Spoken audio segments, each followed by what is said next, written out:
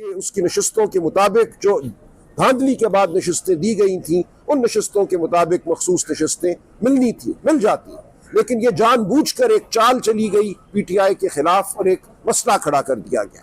जब पीटीआई ने या पीटीआई के उम्मीदवारों ने, मुंतखब शुदा उम्मीदवारों ने सुन्नी इत्तेहाद काउंसिल में शमूलियत इख्तियार की, तो इलेक्शन कमीशन ने कहा कि 2018 में तो हमसे गलती हो गई थी, हमने जो बाप पार्टी को मखसूस नशस्तें दी थी वो हम सुन्नी इत्तेहाद काउंसिल को नहीं देंगे।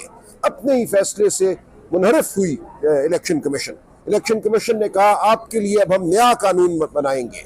2018 में कानून कुछ और हमने बनाया था, अब हम आपको नशस्तें नहीं देंगे।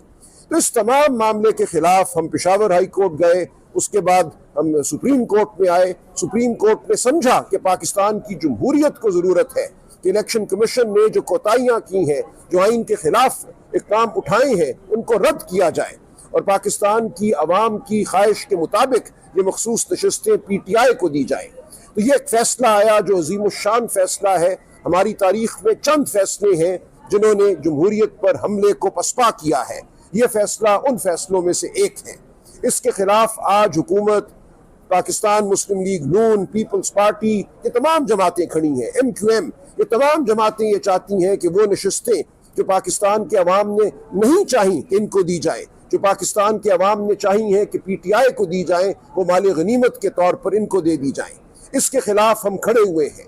हम सुप्रीम कोर्ट से आज फिर तकाजा कर रहे हैं कि जमहूरियत को आगे बढ़ाएं, जमहूरियत को फरोग दें। जो फैसला हो चुका है उस फैसले पर कायम रहें।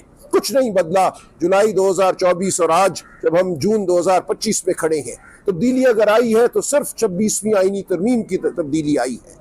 उस तब्दीली के बाद एक नया बेंच मुकर्रर किया गया जिसको आईनी बेंच कहा जाता है। जिन जज साहिबान ने वो फैसला दिया था उनकी अक्सरियत को इस बेंच से खारिज किया गया। ये अफसोस का मकाम है कि एक अपनी ख्वाहिश का फैसला लेने के लिए हम समझते हैं ये तमाम अमल किया उन लोगों ने जो 26वीं आईनी तरमीम को मुरत्तब करने वाले हैं।